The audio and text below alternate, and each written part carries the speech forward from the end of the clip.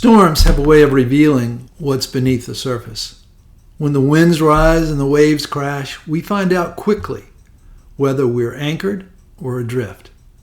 Life throws storms at us all the time, some expected, some sudden. The question isn't whether they'll come. The question is, how will we respond? My name is Dave Hughes, and this is Glory Bound Ministry.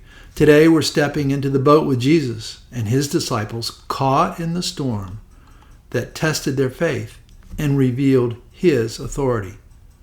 That's Matthew 8, verse 26.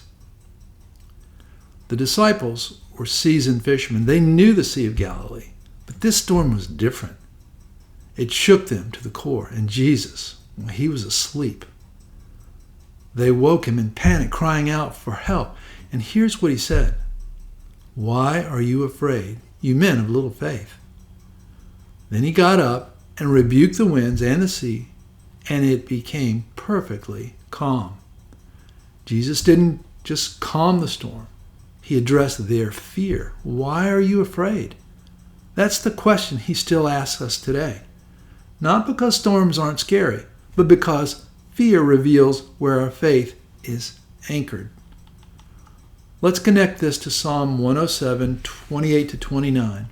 Then they cried out to the Lord in their trouble, and he brought them out of their distresses. He caused the storm to be still, so that the waves of the sea were hushed. Isn't that wonderfully prophetic? God has always had authority over the storm. The disciples knew the Psalms. They knew his truth. But in the moment, fear drowned out faith. Jesus calls it little faith, not no faith, just small, fragile, shaken.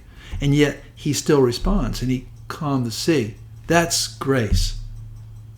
Isaiah 41:10 says, "Do not fear, for I am with you. Do not be afraid, for I am your God. I will strengthen you. I will also help you.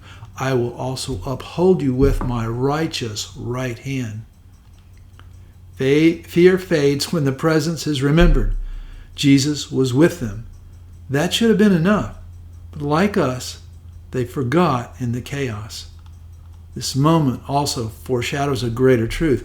Jesus didn't just calm physical storms. He came to calm the storm of sin, death, and separation of God.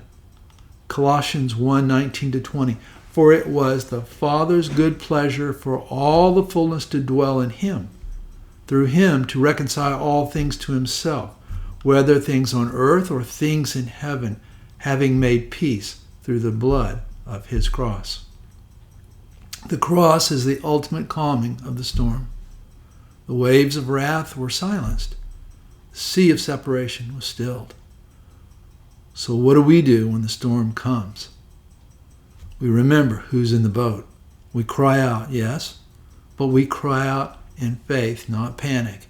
We trust the one who commands the winds and the waves. Jesus didn't promise a storm-free life. Absolutely not. He promised his presence in the storm. And when he speaks, it becomes perfectly calm. If we're listening. I pray we're all able to hear his voice, because he is there, my friends, always. He will never leave us, and we are in him. Amen and amen.